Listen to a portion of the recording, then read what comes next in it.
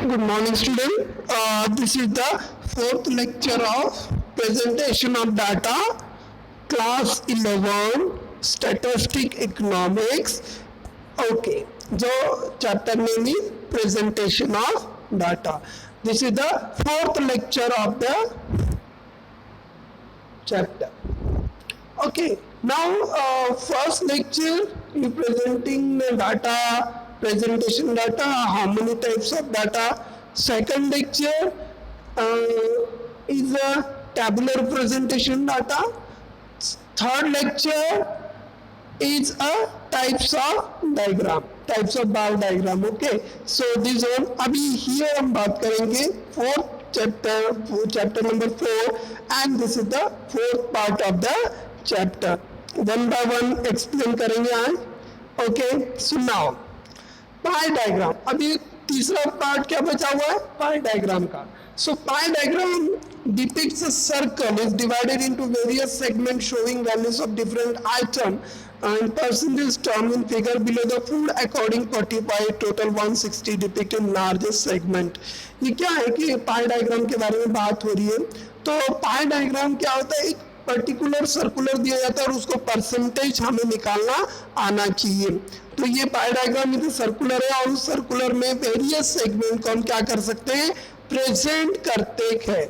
इन सब चीजों के बारे में अभी एक एक करके उसकी बात पढ़ते हैं. सबसे पहले डेफिनेशन देखिए.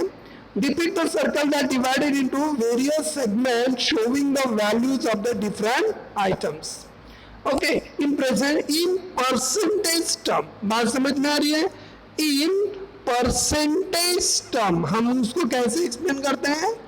परसेंटेज टर्म में एक्सप्लेनेशन करते हैं. ओके, सो नाउ इसके लिए एक एग्जांपल लेते हैं हम. आपके बुक में देखिए food, clothing, rent, fuel, other expense and total. अब ये हमें दिया है परसेंटेज. अब याद रखो इसके बहुत इजी है, आप इसको समझ लीजिए. पहले फूड दिया है 45%, क्लोथिंग दिया है 15, 10, 10, 20, 100 और हमें परसेंटेज को डिग्री में बदलना है. तो इक्वेशन क्या है? 45 लो और पूरा सर्कल हमारा कितना रहता है? 360 का. सर्कुलर कितना है? एक सर्कल कितना होता है? 360. अब क्या करना है? उस परसेंटेज को उन 3.6 से इंटू करना है. अब 3.6 कहां से आया भाई? 360 को 100 से डिवाइड करो. जैसे 360 अपॉन 100 तो आपको क्या मिलेगा? 3.6. क्या मिलेगा? 3.6 मिलेगा. तो 3.6 आया. 360 पूरा सर्कल है, उसको हमने 100 से डिवाइड किया क्योंकि हमने उसको 100 में परसेंट किया. अब यहाँ पे अगर 400 नंबर होते तो अब ये ठीक है कि 360 में हमने 100 में डिवाइड कर 3.6 आया. यहाँ 200 होते हैं तो कितना आएगा? 200 से डिवाइड करना पड़ेगा. ठीक है, तो वो आएगा 18, मतलब 1.8 क्योंकि 18 दूनी 36 तो हो गया, तो 1.8. अगर उसमें ज्यादा नंबर बढ़ते तो वो भी कम हो जाएगा रेशो. अगर 360 आता है टोटल तो एक नंबर के लिए 1%. ओके, मतलब 36 अगर 36 के लिए 1% तो उसको होता है 100. तो ये है 45 इंटू 38. फिर ये 15 जो हमने लिया है और 3.6 जो आया है उसको डिवाइड करने के बाद ये सेम कॉलम और इससे हमें टोटल मिलती है 360. हमें टोटल कितनी मिलती है? 360. तो ये निकालने का एक तरीका है, याद रखना. ये तरीका है निकालने का. मतलब यहां से आप टोटल कर लो. कोई भी नंबर आपको दिए गए, food, clothing, rent, fuel, other expense तो दिया गया, कुछ भी नंबर हो सकते हैं, 95 22 हो सकती है. परसेंटेज आपको निकालने पड़ेंगे. परसेंटेज निकालने के बाद उसको जोड़ेंगे. तो ये कई सारी मेथड्स उसकी अप्लाई करनी पड़ती है. अब यहाँ पे परसेंटेज निकाल के दिया है तो आपको निकालने की जरूरत नहीं है. कहीं भी आपको परसेंटेज दिया नहीं गया तो आपको उसको डिग्री में कन्वर्ट करना पड़ता है. तो पर अभी जहाँ से इनकी टोटल 100 है तो परसेंटेज निकालना आसान हो गया है। तो 45 जो भी परसेंटेज दिया है उसको 3.6 से मल्टीप्लाई कर दिया है। कुछ नंबर दिए गए तो उसको जहाँ पे जितना टोटल आता है उस टोटल से उस नंबर को डिवाइड करोगे तो अपने परसेंटेज निकल आएंगे। सो this is the example of diagram. अब उसको कैसे डिवाइड करेंगे, देखो rent, food, clothing, education and saving. जैसे ये पॉइंट पूरे दिए कि 100%, अब ये क्या है, ब्लू कलर रेंट है, ये फूड है, क्लोथिंग है, एजुकेशन है, सेविंग है। तो एक पर्सन का जो व्यक्ति है, एक एग्जांपल के लिए मैंने आपको दिया है कि कैसे डायग्राम को नोटेट करोगे। 100 जो दिया हुआ है और 100% कहाँ से निकला, उस नंबर से निकला कि जैसे ये 100% मतलब 100 आंस डिग्री। अब 100 आंस मतलब उसका टोटल कितना होता है, टोटल कितना है 360, 360 का 36 मतलब क्या होता है 100 होता है। ठीक है, सो इस परसेंटेज के आधार पर हमें उस नंबर को निकालना आसान हो गया है। तो 36 मतलब 100। अभी क्योंकि ये जो उसको इंटू करोगे 3.6 से जो भी पॉइंट आएगा आपको नंबर निकालना है, परसेंटेज निकालना है, तो ये नंबर जो है परसेंटेज को डिवाइड करने के इंटू करने के बाद ही मिला है, जो ऑलरेडी आपको प्रोसेस समझाई गई है। जैसे ये टोटल है, टोटल में जितने नंबर दिए गए 45% इंटू 36 15 10 10 एंड 20, उसको 3.6 से डिवाइड करने के बाद हमें पॉइंट मिलता है। उस पॉइंट को इस तरीके से प्लॉट करना है। फ्रीक्वेंसी डायग्राम में खास कर दो चीजें आती है। Are the diagrammatic presentation of frequency distribution such as diagram depict the value of variable and their frequencies, histogram, polygram, ogive and other common types of diagram. तो फ्रीक्वेंसी डायग्राम क्या होता है, are the diagrammatic presentation of frequency distribution. जो number की जो frequency दी गई है, जैसे आपको ये एग्जांपल बताता हूँ, जैसे आपने देखे ये जो फ्रीक्वेंसी निकाली है 100 की, मतलब ये जो नंबर फूड में 45% खर्च होता है, क्लोथिंग में 15, रेंट में 10, फ्यूल में 10, अदर एक्सपेंसेस 20%, तो उसका टोटल मिला के 100। और हमने जो नंबर दिए हैं उसको हम क्या कर सकते हैं, फ्रीक्वेंसी कहते हैं। इन फ्रीक्वेंसी को सच डायग्राम में प्रेजेंट किया जाता है। उसमें 4 कैटेगरीज आती है, एक histogram, polygram, ogive and the common types of diagram. तो वन बाय वन ये एक्सप्लेन करते हैं। सबसे पहले देखते हैं हिस्टोग्राम। हिस्टोग्राम ये जॉइंट हिस्टोग्राम है। आप देखिए एक दूसरे से सभी जो बॉक्स है जुड़े हुए। Average SAT math, average math score है बच्चों का जो आपको दिया गया है, उसमें येलो कलर, ब्लू कलर, सारे कलर दिए। आप जब एक्सप्लेन करोगे तो आप उसको बॉक्स में दोगे कि येलो कलर क्या रिप्रेजेंट करता है, ब्लू कलर क्या रिप्रेजेंट करता है, रेड कलर क्या रिप्रेजेंट करता है, ग्रे कलर क्या प्रेजेंट करता है। ये सारे प्रेजेंट की उसकी लिस्ट बनानी है और उसके नाम के आगे लिखना है जो बॉक्स में आपको इंफॉर्मेशन प्रोवाइडेड की गई है। तो ये एवरेज जैसे आपको मैंने बताया। दूसरा फ्रीक्वेंसी पॉलीगॉन। फ्रीक्वेंसी पॉलीगॉन क्या होता है कि जैसे ये आपने हिस्टोग्राफ बना दिया ऐसा, और उसको बीच वाले जो मिड पॉइंट है उसको जोड़ने के बाद जो आपको ये डायग्राम मिलता है उसको हम फ्रीक्वेंसी पॉलीगॉन कहते हैं। जो आपने यहाँ पे हिस्टोग्राफ निकाला है उस हिस्टोग्राफ की मिडल पॉइंट को आप एक कर्व के द्वारा उसको जोड़ने के बाद जो डाउनवर्ड में लाइन आती है उस डाउनवर्ड लाइन को हम फ्रीक्वेंसी पॉलीगॉन कहते हैं। जैसे Y axis O and y axis, O y x axis। तो ये एक्सिस है जिसे हम फ्रीक्वेंसी पॉलीगॉन के रूप में जानते हैं। तो फ्रीक्वेंसी क्या होता है, क्लोज फिगर होता है जिसमें form of joining top mid point of the rectangular histogram. मैंने अभी बताया जो टॉप मिड पॉइंट है उसके पॉइंट जोड़े जाते हैं उसको histogram using the foot rule. It can be use created help of histogram where the mid point of class interval are directly plotted in the join of straight line, और जिसको point को जोड़ा जाता है। जैसे आपके लिए एग्जाम्पल के लिए बता दूं कि ये एग्जाम्पल है histogram frequency polygon.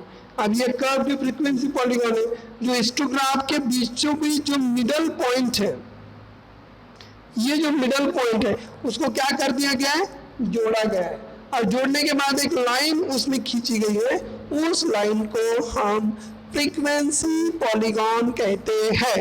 A close figure that form up by joining the top midpoint of all rectangular of histogram using the foot rule. So it can be also created without the help of histogram. It can also created without the help of histogram whether the midpoint of class interval directly plotted or joined in the straight line. कभी आपको लगता है कि histogram की जरूरत नहीं तो उसके मिड पॉइंट ले लो, और मिड पॉइंट को आप जोड़ने के बाद भी आपको ऐसा कर्व मिल सकता है, तो उसको फ्रीक्वेंसी पॉलीगॉन कहते हैं। तो दूसरा देखते हैं frequency curve, a curve that plotted by joining the top midpoint all rectangular using the free hand। जैसे क्लास में अभी देखते हैं कि जैसे एग्जांपल के लिए बता दूं कि ये एक पॉइंट है, जैसे less than 20, less than 40, less than 60, less than 80, less than 100, तो ये बताएगा, और उसमें फ्रीक्वेंसी 4, 7, 9, 42, 18, और उसके कम्युनिटी फ्रीक्वेंसी निकली है। अभी कम्युनिटी फ्रीक्वेंसी क्या होता है, टोटल करना होता है। कम्युनिटी फ्रीक्वेंसी करना क्या है, टोटल। काय की टोटल देखो 4 से 4 हो गया, 4 में 7 मिला जाए कितना हुआ 11, 11 से 9 मिला जाए कितना हुआ 20, 20 से 42 मिला जाए कितना हुआ 62, 62 में 18 मिला जाए कितना हुआ 80। सो इसे हम कहते हैं कम्युनिटिव फ्रीक्वेंसी, आने वाला जो नंबर है उसमें ऐड होने चल जाता है। तो अब देखिए इसमें प्रेजेंट किया गया, अब सीधा बिलो देन 20, 20 में कितना आता है 4, ये एक नंबर मिला है 4, उसके बाद 7 मतलब 4 मतलब 11, ये वाला हमें लेनी क्या है कर्व की कम्युनिटिव फ्रीक्वेंसी लेनी है, हमें फ्रीक्वेंसी नहीं लेनी है। 4 हो गया 11, 11 के बाद 20, 20 के बाद 62, 62 के बाद 80। सो दिस इज द, और इसको हमने फ्री हैंड से जोड़ा, तो हम इसको कहते हैं क्या, फ्रीक्वेंसी डायग्राम। क्या कहते हैं उसको, फ्रीक्वेंसी कर्व या फ्रीक्वेंसी डायग्राम से कहते हैं। और कम्युनिटी फ्रीक्वेंसी इस साइड में आती है और टाइम सीरीज इस साइड में आता है। तो दिस इज द एक firm company has 80 families on the 3 p.m. ferry on long where varied on the quayside before the boarding of ferry। result is shown on the table। एक table में result दिया है एक company का जो इसके बारे में बताया गया। कम्युनिटिव फ्रीक्वेंसी कर्व में ऑलरेडी बता दो कि जैसे उसमें 2 कर्व आते हैं, एक तो लेस देन हो गया एंड दूसरा आता है मोर देन हो गया। Okay, so curve that represent community frequency distribution group data on called community frequency curve or OGU. So representing community frequency data on graph is the most efficient way of understanding and data receive the result. जैसे representing community frequency क्या होता है, a graph in the most efficient way to understand that the data and derive the result, ये होता है। Types of OGU, there are 2 types of OGU। OGU क्या होता है, एक लाइन होता है, जैसे आपको पता है कि ये OGU होता है, ऐसे आप निकालते कभी देखते हो पिक्चर आप बुक में, तो उसको OGU कहते हैं। So there are 2 types of OGU, एक तो लेस देन OGU और दूसरा आता है more than OGU। More than OGU and less than types of cumulative frequency curve. इसे कम्युनिटिव फ्रीक्वेंसी का मतलब ये होता है OGU curve. Okay, so more than types of cumulative frequency curve। अभी हम देखते हैं more than OGU। Here we use the lower limit of classes is a plot of the curve।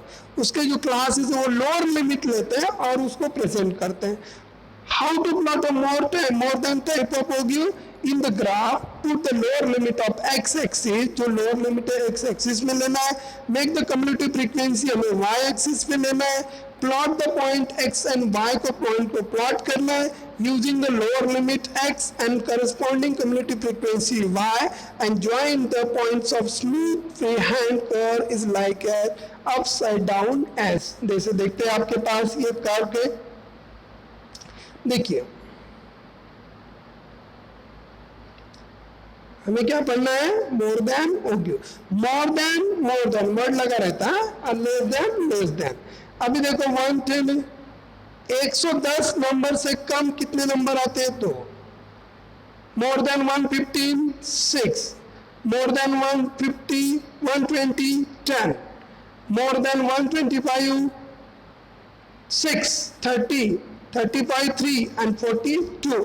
अब उसको मैंने CF निकालने का मैंने आपको पहले से ही फंडा बताया कि कैसे निकालना है। अब उसके मैं थोड़ा सा क्लियर करना यहाँ पे हल्का सा कि देखिए अब इसकी टोटल अब हमें क्या करना है, नीचे से टोटल करना है। पहले हम ऊपर से टोटल करते थे, मोर देन में नीचे से ऊपर तक टोटल करना है।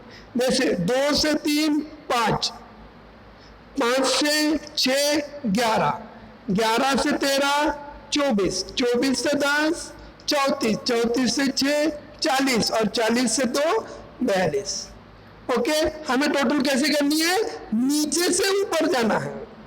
हमें टोटल कैसे करनी है, नीचे से ऊपर जाना है। मतलब 2 से 3 मिला 5 होता है, 5 में 6 मिला तो 11, 11 में 13 मिला तो 24, 24 में जैसे 24 में 10 मिला दो 34, 34 में 6 मिला दो 40, 40 में 2 मिला दो 42। सो ये कम्युलेटिव फ्रीक्वेंसी है। और पॉइंट को प्लॉट करना है तो पहले में इस लाइन में क्या आएगा, कम्युलेटिव फ्रीक्वेंसी जो आपने टोटल की है वो, और यहाँ पे क्या आएगा, लेंथ जो आपके 110 से 140 तक हमने लेंथ ली है। अब पहले पॉइंट को प्लॉट कैसे करोगे, 110 से। अब 110 में कौन सा पॉइंट आएगा, पहले सबसे पहला पॉइंट आएगा कौन सा, 42, वो कौन सा, CF। 110 वाला रिलेशन किसके साथ जोड़ना है, CF के साथ जोड़ना है। 115 वाला रिलेशन CF के साथ, 120 वाला, 135 40 वो रिलेशन यहां से जोड़ने हैं। तो इसे हम कहते हैं कम्युलेटिव फ्रीक्वेंसी। और उसको पॉइंट को प्लॉट कर दिया, सारे पॉइंट प्लॉट कर दिए और उस लाइन को हमने फ्रीक्वेंसी हैंड से जोड़ा है। तो हम उस लाइन को कहते हैं मोर देन ओग्यू, मोर देन ओग्यू। पहले हमें CF निकालना है, CF को पॉइंट पे प्लॉट करना है, प्लॉट एक कर्व में देना है, axis O axis and Y axis पे उसको एक्सप्लेन करना है। Less than type of cumulative frequency. अभी हमें लेस देन पढ़ना है। देखिए उसके जो लिमिट है, here with upper limit of the classes, upper limit से लेना है। पहले हमने कहां से लिया था, लोअर लिमिट 2 से शुरू की थी, अब हमें अपर लिमिट से लेना है। How to plot lesson OGU in the graph, upper limit in the x-axis, mark in cumulative frequency y-axis, plot the point x and y using limit x and corresponding frequency y and join by the smooth freehand curve is the plotted of the s. So now here देखो पहले हमने more than में more than लिया और less than में हमने less than, below 10, below 20, 30, 40, 50, 60, 70, 80 और हमने पास नंबर ऑफ फ्रीक्वेंसी दी है 2, 5, 12, 23, 28, 45, 47, 50। ओके, सो ये क्या है, ये नंबर्स ऑफ निकाल के दिए हैं आपको। अब हमें क्या करना है, हमें क्या करना है, उस नंबर के साथ जुड़ना है। मतलब पहले हमने नीचे से ऊपर किया था, मतलब लोअर से हाईएस्ट लिमिट तक गए थे, हम हाईएस्ट से लोअर लिमिट आएंगे। ओके, ये 50 का टोटल है, बिलो दैन 80 50, 47, 2, 3, देखो 7, 12, 23, 38, 45। अब हमें एक एक पॉइंट को हमें एक्सप्लेन करना है। यहाँ पे देखिए 1, 2, 3, 4, 5, 6, 7, 8, 8 पॉइंट दिए और 8 पॉइंट की टोटल क्या है 50 है। 50 किसके लिए 80 के लिए आया। फिर 30, 20, 10 और इसके बीचों बीच जो लाइन है उसको हम कह सकते हैं लेस देन ओग्यू।